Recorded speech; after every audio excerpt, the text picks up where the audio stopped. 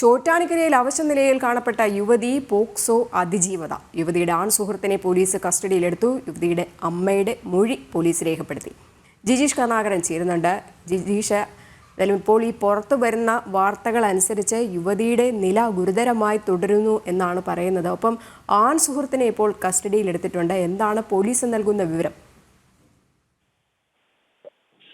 എതിരെ ആൺ സുഹൃത്തിനെ ഇപ്പോൾ വിശദമായി തന്നെ പോലീസ് സംഘം ചോദ്യം ചെയ്യുകയാണ്. കാരണം ഇയാളാണ് അവസാനമായി തലയൽപ്പറമ്പ് സ്വദേശിയായ ഈ ആൺ സുഹൃത്താണ് അവസാനമായി ആ വീട്ടിൽ വന്നുപോയത് എന്ന വിവരമാണ് പോലീസിന് ലഭിച്ചിരിക്കുന്നത്. ഇക്കഴിഞ്ഞ ഞായറാഴ്ചയാണ് പെൺകുട്ടിയെ ഗുരുതരാവസ്ഥയിൽ കണ്ടെത്തുന്നത്. കഴുത്തിൽ കയറ് മുറുക്കിയ നിലയിലായിരുന്നു. മാത്രമല്ല കയ്യിൽ മുറിവുകളും ഉണ്ടായിരുന്നു. രക്ഷാകർത്താക്കൾ പുറത്തുപോയ സമയത്താണ് ഈ ഒരു സംഭവം നടക്കുന്നത്. അതിനുശേഷം ഒരു ബന്ധു വീട്ടിനകത്ത് വന്നപ്പോഴാണ് ഈ വീടിനുള്ളിൽ പെൺകുട്ടിയെ ഇത്തരത്തിൽ ഈ ഒരു സാഹചര്യത്തിൽ കാണുന്നത്. അർദ്ധനഗ്നയായ നിലയിലായിരുന്നു. ഉടൻ തന്നെ സർക്കാർ ആശുപത്രി, തൃപ്പൂണിത്തുറയിലെ സർക്കാർ ആശുപത്രിയിൽ എത്തിച്ചു. തുടർന്ന് എറണാകുളം ജനറൽ ആശുപത്രിയിൽ വിദഗ്ധ ചികിത്സയ്ക്കായി കൊണ്ടുപോയി. അവിടെ നിന്നും ഡോക്ടർമാരുടെ നിർദ്ദേശപ്രകാരം തന്നെ മറ്റൊരു സ്വകാര്യ ആശുപത്രിയിലേക്ക് മാറ്റുകയായിരുന്നു. കുട്ടി ഇപ്പോഴും വെന്റിലേറ്ററിലാണ് തുടരുന്നത്. ആരോഗ്യസ്ഥിതി മോശമായി തന്നെ നിൽക്കുന്നു. കുട്ടിയുടെ ആരോഗ്യസ്ഥിതിയിൽ മാറ്റം വന്നാൽ മാത്രമാണ് വിശദമായ ഒരു മൊഴി രേഖപ്പെടുത്തിക്കൊണ്ട് അന്വേഷണ സംഘത്തിന് മുന്നോട്ട് പോകാൻ കഴിയുകയുള്ളൂ. എന്താണ് സംഭവിച്ചത് എന്നതടക്കമുള്ള കാര്യങ്ങളിൽ പെൺകുട്ടിയുടെ മൊഴി ഏറ്റവും പ്രധാനമാണ്.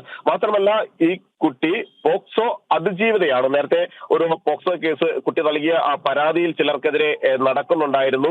അവരെ കേന്ദ്രീകരിച്ചു കൂടിയുള്ള അന്വേഷണം പ്രധാനമായും ഇപ്പോൾ പോലീസ് ആരംഭിച്ചിട്ടുണ്ട്.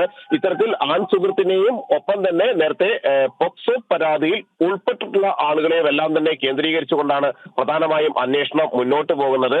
ഈ നില അതീവമായി ഗുരുതരമായി തുടരുന്നു എന്നത് ഏറ്റവും ആശങ്കാജനകം തന്നെയാണ്. എന്നാൽ രോഗം ജിജീഷ് തന്നെയാണ്. കാരണം ഈ മുറിവുകളൊക്കെ തന്നെ പറ്റിയത് കുറെ ദിവസത്തിന് മുൻപേ ആയിരിക്കാം. കാരണം കയ്യിലെ മുറിവിൽ ഉറുമ്പരിച്ച നിലയിലായിരുന്നു എന്നൊക്കെയാണ് പറയുന്നത്.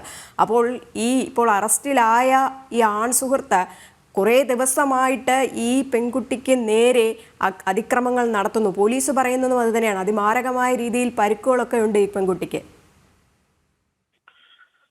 തീർച്ചയായും പോലീസിന്റെ പ്രാഥമിക അന്വേഷണത്തിൽ കണ്ടെത്തിയത് ശരീരത്തിന്റെ പല ഭാഗങ്ങളിലും മുറിവുകൾ ഉണ്ടായിട്ടുണ്ട്. അതുകൊണ്ട് രഹസ്യഭാഗങ്ങളിലടക്കം മുറിവുകൾ ഉണ്ടായിട്ടുണ്ട് എന്നൊരു വിവരങ്ങൾ തന്നെയാണ് പോലീസ് നൽകുന്നത്. തലയ്ക്കടക്കം പരിക്കുകൾ ഏറ്റിട്ടുണ്ട് എന്നൊരു വിവരവും പുറത്തു വരുന്നുണ്ട്. പെൺകുട്ടി ലൈംഗിക ചൂഷണത്തിന് ഇരയായിട്ടുണ്ടോ എന്നതടക്കമുള്ള കാര്യങ്ങളിൽ പ്രധാനമായും അന്വേഷണം നടക്കേണ്ടതുണ്ട്. ഇത്തരത്തിലുള്ള ഒരു അതിക്രമത്തിന് ആരാണ് നടത്തിയത് എന്നത് സംബന്ധിച്ച് ശാസ്ത്രീയ പരിശോധനകൾ കൂടി പ്രധാനമായും പൂർത്തിയാക്കണം. അങ്ങനെ ഫോറൻസിക് പരിശോധനയ്ക്കായി അധികം വൈകാതെ തന്നെ അന്വേഷണ സംഘം, വിദഗ്ധ സംഘം ഫോറൻസിക് പരിശോധന ഈ ഒരു സംഭവം നടന്ന വീട്ടിലെത്തിക്കൊണ്ട് ഫോറൻസിക് പരിശോധന നടത്തും. മാത്രമല്ല സാക്ഷിമൊഴി, സമീപവാസികളിൽ നിന്ന് അടക്കമുള്ള പ്രധാനപ്പെട്ട മൊഴികൾ എടുക്കും. അമ്മയും പെൺകുട്ടിയും മാത്രമാണ് വീട്ടിലുണ്ടായിരുന്നത്.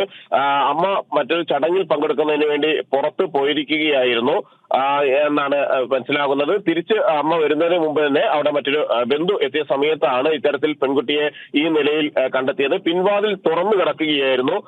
അതെല്ലാം തന്നെ ഒരു സംശയത്തിന് ഇടയാക്കുന്നു. മുൻവാതിൽ പൂട്ടിയും പിൻവാതിൽ തുറന്നും കിടക്കുന്ന സ്ഥിതിയിലായിരുന്നു. ഇത്തരത്തിൽ പുറത്തുനിന്ന് ആരെങ്കിലും വന്നിട്ടാണ് ഈ ആക്രമണം നടത്തിയത് എങ്കിൽ പിൻവാതിൽ വഴി അയാൾ രക്ഷപ്പെടാനുള്ള സാധ്യതയുണ്ട്. അതുകൊണ്ട് തന്നെ ജിജീഷ്, ഇപ്പോൾ ഈ ഒരു ആൺ സുഹൃത്ത് മാത്രമാണ് കസ്റ്റഡിയിൽ ആയിരിക്കുന്നത്. ഇതിന് പിന്നിൽ മറ്റാളുകൾ ഉണ്ടോ എന്നടക്കമുള്ള കാര്യങ്ങൾ അന്വേഷിക്കേണ്ടതില്ലേ? തീർച്ചയായും പ്രധാനമായും രണ്ട് വശങ്ങളാണ് പോലീസ് പരിശോധിക്കുന്നത്. ഒന്ന്, ഈ ആൺ സുഹൃത്ത് വീട്ടിനെ കേന്ദ്രീകരിച്ചുള്ള ഒരു അന്വേഷണം. ഒപ്പം തന്നെ മറ്റു ചില ആളുകൾക്കെതിരെ നേരത്തെ നൽകിയിരിക്കുന്ന പോക്സോ കേസ് പെൺകുട്ടി നൽകിയിരുന്ന ആ പോക്സോ കേസിൽ ഉൾപ്പെട്ട ആരെങ്കിലും വൈരാഗ്യ ബുദ്ധിയോടെ പ്രവർത്തിച്ചിട്ടുണ്ടോ, പെൺകുട്ടിയെ അപായപ്പെടുത്താനുള്ള ശ്രമം അവരുടെ ഭാഗത്തു നിന്ന് ഉണ്ടായിട്ടുണ്ടോ എന്ന കാര്യം കൂടി പ്രധാനമായും അന്വേഷിക്കുന്നുണ്ട്. ഈ രണ്ട് കാര്യങ്ങൾ കേന്ദ്രീകരിച്ചാണ് പ്രധാനമായും പോലീസിന്റെ അന്വേഷണം മുന്നോട്ട് പോകുന്നത്. ഒന്ന്, ഈ ആൺ സുഹൃത്തിനെ കേന്ദ്രീകരിച്ചും ഒപ്പം തന്നെ ഈ പെൺകുട്ടി പരാതി നൽകിയിട്ടുള്ള അതിനെ തുടർന്ന് നിയമ നടപടികൾ നേരിട്ടുള്ള ആളുകളെ കേന്ദ്രീകരിച്ച് ഈ രണ്ട് ആളുകളെ കേന്ദ്രീകരിച്ച് അന്വേഷണം പോകുന്നു. ഒപ്പം തന്നെ പുറത്തുനിന്ന് മറ്റാരെങ്കിലും ഈ പ്രദേശത്ത് എത്തിയിട്ടുണ്ടോ എന്ന കാര്യം കൂടി പോലീസ് പ്രധാനമായും പരിശോധിക്കുന്നുണ്ട്. കാരണം പെൺകുട്ടി നേരത്തെ ഡിഗ്രി വിദ്യാർത്ഥിനി ആയിരിക്കുമ്പോഴാണ് ഈ പരാതി നൽകുന്നത്. പോക്സോ കേസുമായി ബന്ധപ്പെട്ട ഒരു പരാതി ലഭിക്കുന്നത്. ആ പരാതി നൽകിയതിനെ തുടർന്ന് ചിലർ അറസ്റ്റിലായിരുന്നു. ഇവർ ജാമ്യത്തിൽ പിന്നീട് ഇറങ്ങി.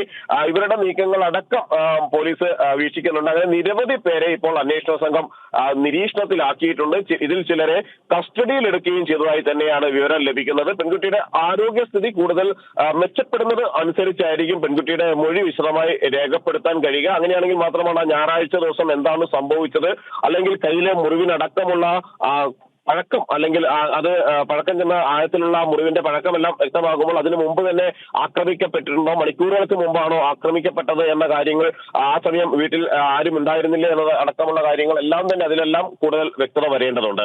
തീർച്ചയായിട്ടും. കാരണം കഴിഞ്ഞ കുറേ കാലങ്ങളായിട്ട് കേരളത്തിൽ അതിക്രൂരമായ സംഭവങ്ങൾ തന്നെയാണ് അരങ്ങേറിക്കൊണ്ടിരിക്കുന്നത്. അതിൻ്റെ ഏറ്റവും അവസാനത്തെ ബാക്കി പത്രമാണ് ഈ ചോട്ടാനിക്കരയിൽ ഉണ്ടായിരിക്കുന്നത്. അവശ നിലയിൽ കാണപ്പെട്ട യുവതി പോക്സോ അതിജീവിത കൂടെയാണ്. എന്തായാലും ഇപ്പോൾ യുവതിയുടെ ആൺ സുഹൃത്തിനെ പോലീസ് കസ്റ്റഡിയിലെടുത്തിട്ടുണ്ട്. വിശദമായ ചോദ്യം ചെയ്യൽ ആവശ്യമാണ്. ഈ ഒരു യുവാവ് മാത്രമാണോ, ആൺ സുഹൃത്ത് മാത്രമാണോ, അതിൽ ഈ ഒരു സംഭവത്തിൽ മറ്റാളുകൾ ആരെങ്കിലും ഇടപെട്ടിട്ടുണ്ടോ എന്നുള്ള കാര്യങ്ങളടക്കം അന്വേഷിക്കേണ്ടതുണ്ട്. യുവതിയുടെ അമ്മയുടെ മൊഴിയും പോലീസ് രേഖപ്പെടുത്തി. അതേസമയം തന്നെ ആശുപത്രിയിൽ നിന്ന് കിട്ടുന്ന വിവരങ്ങൾ അനുസരിച്ച് പെൺകുട്ടിയുടെ നില അതീവ ഗുരുതരമായിട്ട് തുടരുന്നു എന്നുള്ള റിപ്പോർട്ടുകളാണ് പുറത്തുവരുന്നത്. ജിജീഷ് കർണാകരനാണ് വിശദാംശങ്ങൾ പങ്കുവച്ചത്.